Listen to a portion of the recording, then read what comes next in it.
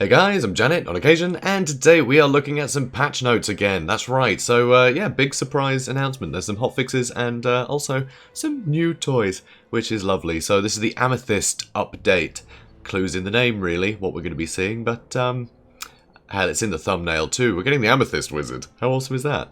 So, in honour of springtime and sunshine, yes, even in the UK. And yeah, you can probably hear the birds outside right now as I'm recording this. It's bloody lovely.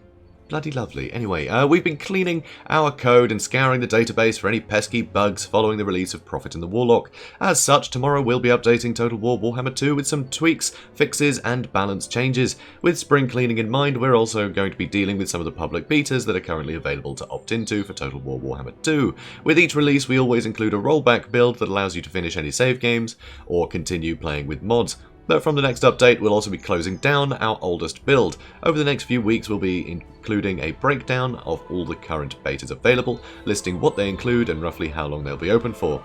Stay tuned for more on this, especially if you're a modding enthusiast. Finally, as part of the Amethyst update, you'll receive the Amethyst Wizard, if you hadn't guessed it already. The Amethyst Wizard will only be playable in Total War Warhammer 2 within the Mortal Empires campaign, so remember this means you need to own both Total War Warhammer and Total War Warhammer 2 in order to get him. And that worries me a bit, because it says only in the Mortal Empires campaign, but that could just be because everyone plays campaign and that's what these blogs are geared towards, but I'm assuming he'll be available for the Empire in multiplayer, which again does require you to own both these games, but we'll have to see, I guess. I hope it's all good. So, Amethyst Wizard, the Scythe, the Hourglass, the Amethyst Skull, the Thorny Rose. These are all symbols of the Imperial Colleges of Magic. The Amethyst Order is represented by the inverted scythe, indicating its affinity with the purple wind, Shyish, and of course, death itself. In fact, the very awareness of mortality, and there must be an end to all things, creates its powerful magic. The Amethyst Wizard is therefore, by definition, a magister morbidly obsessed. See what they did there? Able to strip vitality directly from lords and heroes, and crucially diminish the will of those fighting beneath them, turning even the bravest warriors to ignominious fight. So, pretty damn cool. We're going to get an Amethyst Wizard. That's what he looks like. He looks pretty rad. Can't wait to see him on the battlefield. He's got a friggin' scythe, which does make me wonder if he's actually going to be a slightly better combatant than others, maybe? You never know. Because they did mix things up a bit with the Amber Wizard. You know, he's got a friggin' griffin if you want. So, you know, it'd be nice to see something to mix him up a bit. But, I mean, death magic's powerful anyway, so he probably doesn't need to be any better in combat. Might be a bad idea, but we'll see what they do with him. So, fixes. So, yes, there are a lot of campaign fixes. And, well, from playing the Vortex campaign, got my Icket Claw campaign on the go. Nearly finished, actually. Nearly done with that, I think. Yeah, it's crazy. We're making great progress. But anyway, a lot of this stuff makes a lot of sense to me. So I'll go through it all. So the final battle will now trigger correctly in the Eye of the Vortex campaign, provided the final ritual has not already been triggered in the save game. This could be very bad for me, because I've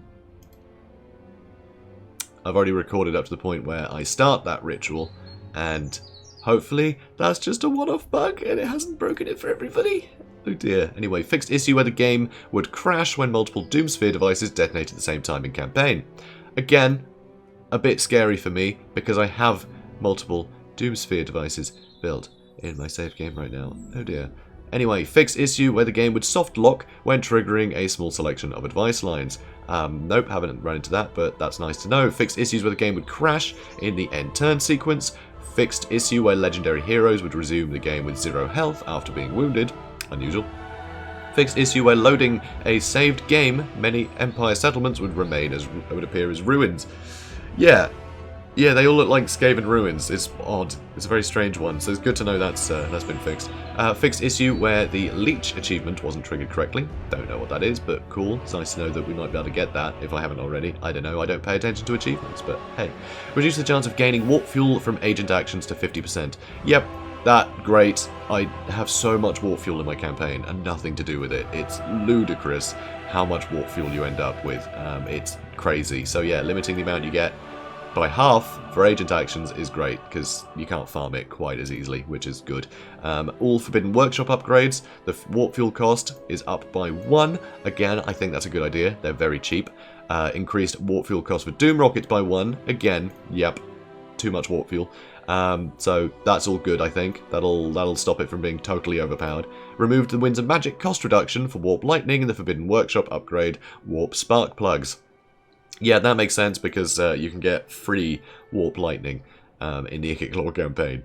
So that's a bit much. Removed the cooldown reduction for Warp Lightning from Ancillary Warp Lightning Battery. So again, stopping you from able to use Warp Lightning spam quite to the same extent. Increase the cooldown of Endless Drum ability in the Forbidden Workshop from 15 seconds to 25 seconds. That's a thing that gives extra ammunition to your Rattling Gunners, which is very cool. Pretty much gives you infinite ammo. But now you have to kind of wait a bit, which I think makes sense. Because I've never noticed my guys run out of ammo since I got this, so yeah, it's a bit much.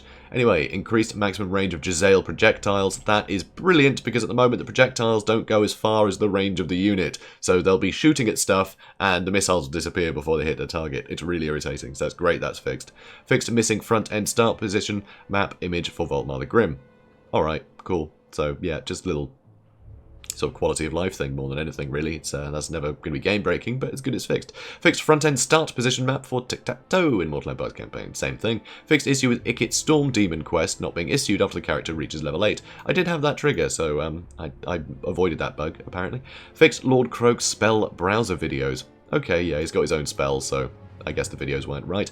Replaced Foe Seeker with Master of Skies ability to Tic-Tac-Toe skill tree. Makes a lot of sense. Master of Skies is the thing he's supposed to have. Yeah, that's way better than Foe Seeker. So missing that is unique to him kinda sucks. So that's good that's now in there. Replaced Arcane Conduit with Unlimited Power in Ikit Claw skill tree. You know, weirdly, I never noticed that I was missing Unlimited Power, because obviously I know it from multiplayer, but I didn't even notice that they got that the wrong way round. Because I have Arcane Conduit on Ikit, and it shouldn't be. It should be Unlimited Power, which makes a lot of sense, you know, more risk-reward. You know, you get a load more magic, but you'll also potentially hurt yourself, which is hilarious. Updated region of Tlaqua to Jaluk Oasis in Mortal Empire's campaign. Updated region Quesotal to Wadi El Tabuk in Mortal Empire's campaign. So, interesting. They've, so those are both... Yeah, those two sound very Lizardman-y, but it's actually in the middle of Araby, those two, so it makes sense they should have sort of Arabic names. Anyway, updated province of West Jungles to Southern Desert of Araby. Yep, fair enough. Removed plus 20 Winds of Magic Reserve from Ikit's upgraded version of the Brass Orb ability. Yeah, I never ran out of magic with him. I can't if I try. I could use Warp Lightning 8 billion times and never run out of magic, so yeah, that makes sense to limit the amount of magic he can use. Right now he's the best spellcaster in the game, I think. Increased physical resist from 8% to 10% for his power armor skill, so it makes that slightly better, but it does remove the armor from it. It does remove the armor. Plus 20 armor when he's on a Doom wheel, and with all the upgrades to Doom, like, and any items you can give him 200 armor pretty happily. It's kind of nuts. So again, that makes sense. Increased magic resistance though, so that's cool. More magic resistance and more physical resistance and more fire resistance. He gets 20% fire resistance, so it's still a very powerful ability, but armor is a bit much because he has so much armor on his mounts anyway, so I like that change. Reduce cooldown of all spells from -20 to -10 for power overloaded. Again, that makes sense. He can use, yeah, you can't click fast enough to use Warp Lightning. It's crazy. It's just, it casts and you can use it again straight away. So it's kind of nuts. And same here, it was even better, that skill for the Warlock Master. Now it's just -10% for both, which makes sense. Removed Warpstone token skill from Ikit and Warlock Master. That was just more power reserves again, so just more and more magic. Added level 7+ Salamander Hunting Pack buffs of missile resistance, leadership and melee defense to Spawnkin skill. For Lizardman characters, Skinks and Chameleon Skinks will now receive armor and melee defense buffs from Tehenowin's Disciples of Sotek skill. Skinks and Chameleon Skinks will now receive leadership and melee attack buffs from Tehenowin's Tide of Sotek skill. Skinks and Chameleon Skinks will now receive casualty replenishment and upkeep buffs from Tehenowin's Reverence skill. Skirmisher, Dexterous Warrior, Skink Leader skills now clearly indicate which skink unit receives each buff. So I guess a lot of this is wording or stuff that should have been included and the stat didn't change. I'm not sure. I haven't played a Lizardman campaign yet. Not a lot of it anyway. So fixed issue with Paladins unable to complete the pledge to Manan when embedded in an army. That sounds terrible, but hey, they can do it now. Fixed issue with Paladin unable to complete the Pledge of Order. Fixed issue with Pledge to Campaign, where defeating a minor settlement would count towards the completion conditions. Fixed issue with Pledge of Valor, where defeating a minor settlement would count towards the completion conditions. Fixed issue where the Vow's Pledge completion message triggers multiple times at once. That just sounds irritating. Feral Cold Ones now available at Tier 1 for Lisbon instead of Tier 3. That's great. That's great. Just be able to get Feral Cold Ones like right off the bat. That makes a lot of sense. Because, well, they're kind of just trash units, you know. But I think they're super cost effective if you use them right. But early on in the campaign, a lot of armoured stuff you're going to be fighting. Maybe if you go to war with the Dwarves, sure. But anyway, they're useful. They're useful to have early. I like it. Vastly increased discoverability of Doomsphere and War Camp buildings. Ah, yeah, that makes sense. Because Doomspheres and War Camps, it's only plus 80, and you can hide that pretty easily. You can get down to 0 if you just have that and 2 other buildings to hide things. So, yeah, they can never see your nukes coming. And that's silly. So, you need to make it somehow visible. Because at the moment, they're just never going to get discovered if you don't want them to. Increase food cost of certain buildings slightly. Okay, that makes sense, actually, for Skaven. Because, yeah, you just get so much food from the Undercity now. You can get so much food if you want.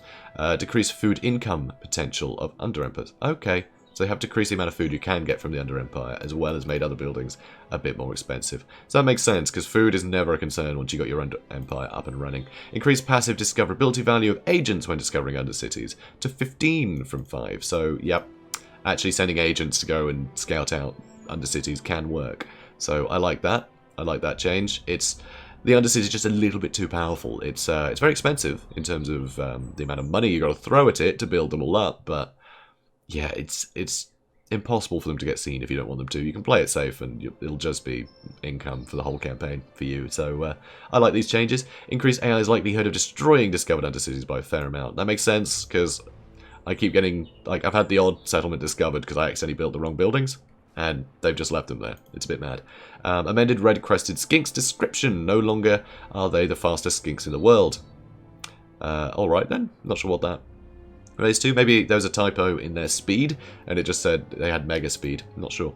Anyway, updated Albrecht mount description for Tempet in custom and multiplayer battles. That's good. I like that he's got his own mount now. It's always good.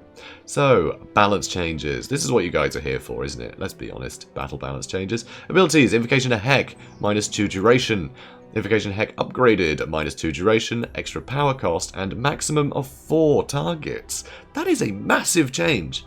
That is huge, because Invocation Heck has always been just crazy powerful. So it lasting less, I think. I always have this whenever I hit patch notes. I don't know if that means that it'll heal less, because it's not going for as long, or it'll heal just as much, but in less time. I don't know. I'm not actually sure. I don't know if it still heals the same per tick, or if, you know what I mean.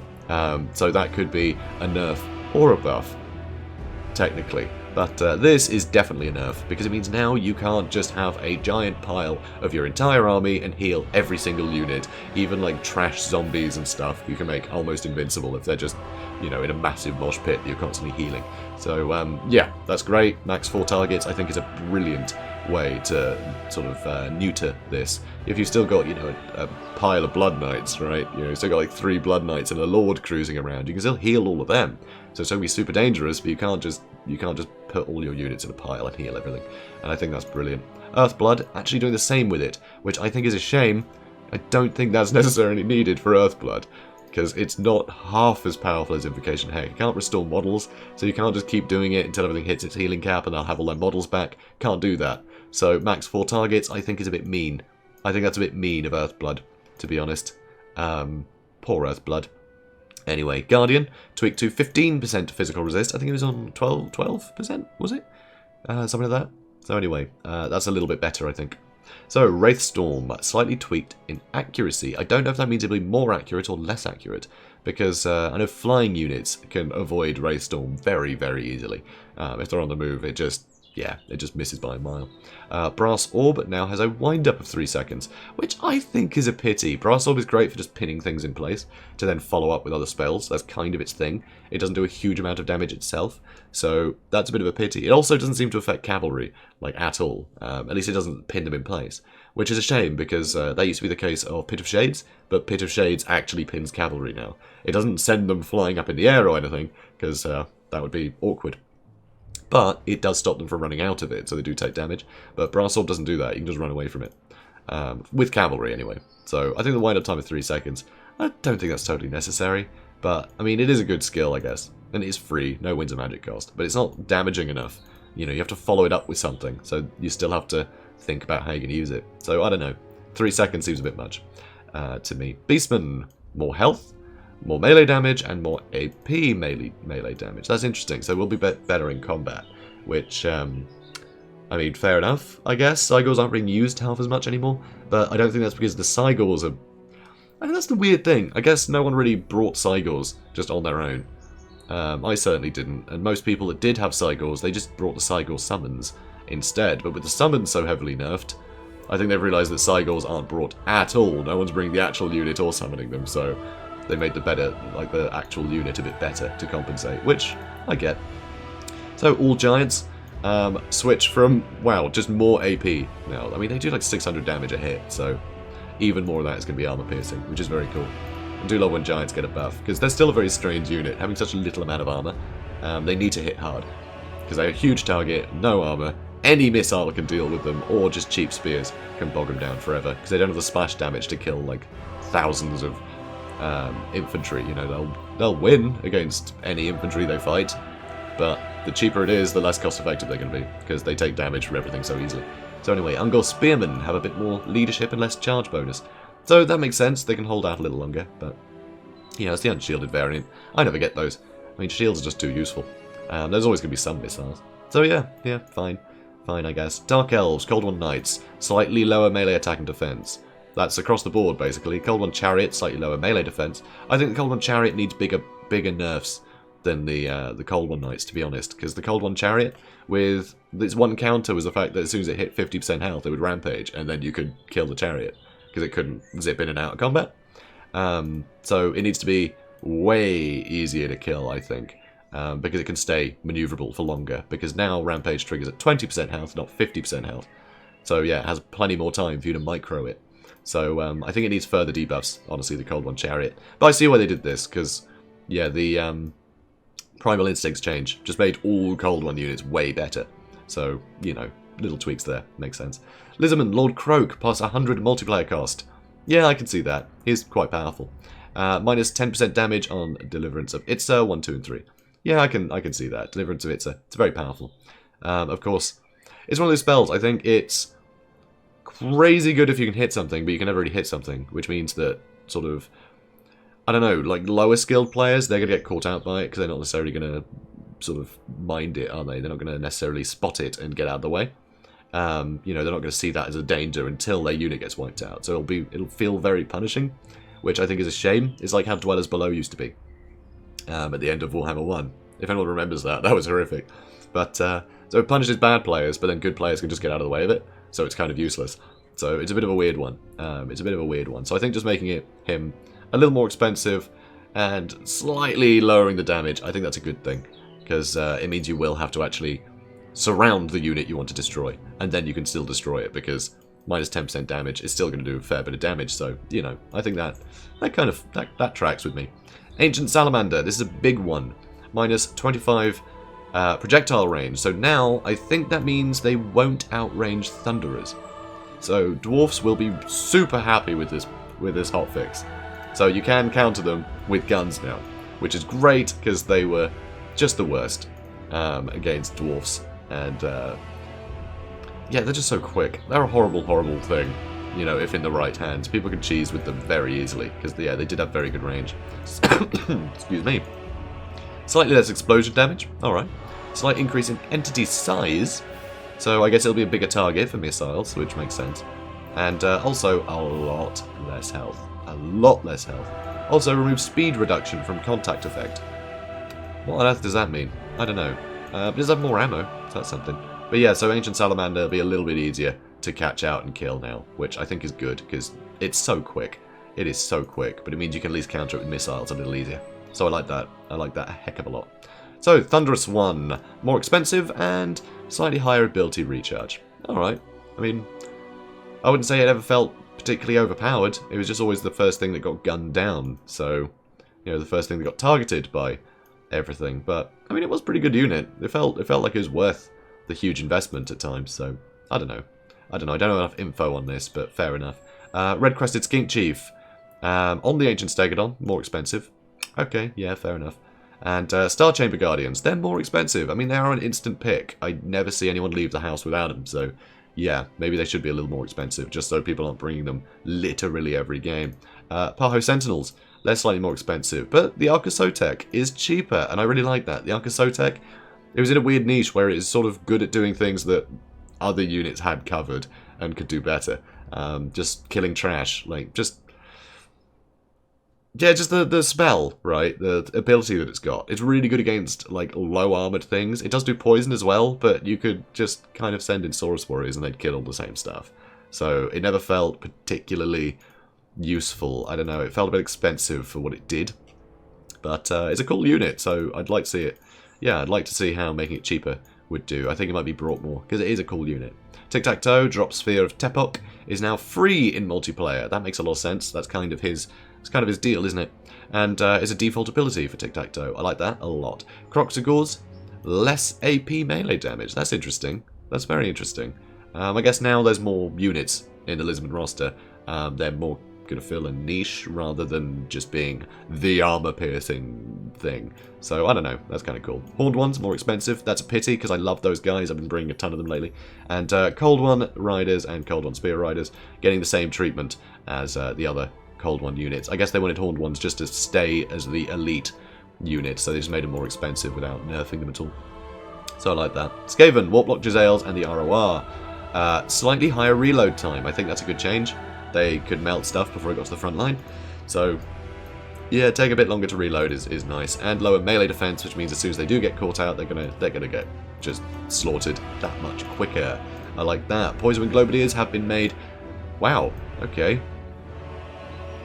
Hang on, is that 50 or 150? I don't know. Either way, they're cheaper. They're cheaper. Maybe that's the cost in campaign, and this is the cost. Generally, it makes a lot of sense, because Poison Globadiers are totally obsolete with all the Rattling Gunners and the Jezzails. There's just no point bringing these guys, really. So I think it makes a lot of sense that they're going to be cheaper. Might see them a bit more often again. And Warp Fire Throwers have more armor. That was always a huge problem with them. They could just get killed by cheap archers or pretty much anything, because they'd get outranged by any of that stuff, and with such a little amount of armor, they'd just die. So that might give them a fighting chance, which I really like. Warp Fire Throwers, they've needed some attention for a long time. Like, having to get very close to something, not really having the damage to chew through a lot of things quickly, but also being chewed through quickly by all sources is a bit crap for him. So, a little more armor, that will help, I think. Rattling Gunners in the ROR, extra cost, and a small reduction in accuracy, which I like a lot. It's still obviously going to have the slow effect, so it'll still be useful at long range, but it means that stuff will have to be a lot closer before you can start chewing through them. So maybe these guys won't just be a unit that you put in the front line, knowing that the enemy front line will be dead before it reaches you, which is, yeah, it's kind of like 50-50 whether you could do that or not a lot of the time. It's a bit silly, and even then, you can just pull them back and put other things forward, you know, if the enemy does get close. But anyway, Stormvermin with Halberds. Slightly less base damage, more AP. I like that. Doomflayers, less health, less armor, less mass. Those are all great changes. Doomflayers were totally insane. So that's very nice to see them get a nerf. Hopefully it means they'll get caught out more, they'll take more damage because less armor, and they don't need to be hurt as much. Because you've got to remember, Doomflayers have pretty crap leadership. Usually, if you were able to catch out some Doomflayers and sort of take about half their health off, they'd run. They'd run very quickly. So, yeah, you'd have to do even less damage now to get them to run and chase them off. So I think that'll make them far more manageable, and they can't just be sent on solo missions to deal with entire armies. So that's really good. Warlock Engineer, sorry, the Warlock Master, the Doom Wheel, added Terror. Oh, he didn't have Terror before. He's supposed to. He can't hide in Forest, though, on a Doom Wheel. Makes sense. And, yeah, just some debuffs generally. I guess his stats were heavily inflated because he was a hero, but he needs to represent the Mount a little bit more because he was kind of crazy. So anyway, Icket Claw, Doomflayer, no longer causes fear or hides in forests. Okay, so I'm assuming they just changed fear for terror, right? I don't know. Maybe cause fear and terror, and they only wanted to cause terror? I'm not sure. But either way. Oh, that's on the Doomflayer. Okay. Sorry, my bad. I was thinking the Doom Wheel. So yeah, Doomflayer. Yeah, I think causing fear, that's a... I forget there's a workshop edition for Doomflayers. But anyway, not causing fear, fair enough. He's already pretty damn good, so yeah, fine. Vampire counts. Crypt Horrors gain +1 melee attack. Look, Crypt Horrors are getting some love. I think they're still total trash. I doubt this will make much of a difference, but it's something. They do need some love. No one ever brings them because they kind of suck. I mean, they make half-decent bodyguards if you're bringing something like Gorst. So maybe. So they've made him cheaper. His Reliquary Corruption is now free and on by default, so he'll always have that Mortis Engine effect, which is kind of cool. I like that. So much cheaper because, well, he sucks a bit. He sucks. Well, Helmut Gorst. Vargolf. Lower base damage and lower melee AP damage. That makes a lot of sense. Vargolfs, we're getting really popular. They just kill things. They bully stuff so well. So yeah, just doing a bit less damage, I think, will put them in a better position. They'll still be useful, but they won't just slaughter everything that they get their hands on. Or wings on. The sort of hand wings. I don't know. Bats have hands? I guess they do. I don't know. They're mammals. Mammals don't have hands, though. That's not what defines a mammal. I don't know. Whatever. Vargolfs. So, and Vampire Coast. Remove terror from the Mongols. That's good, actually. I think that's good. That doesn't really make sense. I mean, they're terrifying, right? I mean, look at them. They're horrible. I'd be terrified. But anyway, I think stat-wise, yeah. I think that was a bit much for them to be able to terrify people, because they did kill things very quickly. So they'd hit leadership quite hard just from the killing that they did. And that would usually terror out things very, very fast. And obviously, because they're quite quick, they can just chase down the unit they're attacking. So I think that was a bit much. Obviously, the Night Terrors, they're called the Night Terrors. So now the Night Terrors will probably seem more useful, because they do have terror. Noctilus on foot, slightly less armor. So yeah, more ways just to slightly tweak Noctilus, make him a little bit less the best lord in the game.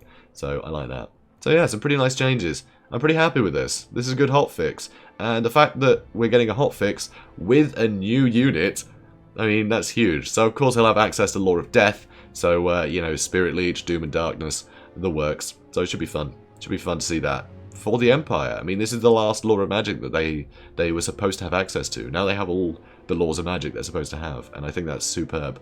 I think that's really cool. Oh, except kind of arguably gold magic. I know some people are going to nitpick about this. They don't have a gold wizard. They have Gelt. So there's no hero option for gold magic. So there is that. But, you know, just forget about that. Well, Law of Metal, really. It's the gold order. You know what I mean? So yeah, no metal, but they do have Gelt. So they have access to all the magics, just not all in hero form. So yeah, you know what I mean. So yeah, pretty sweet. I can't wait to try this guy out. So guys, if you enjoyed this, please do comment, like, subscribe, and I will see you in the next one. Have a good day, guys.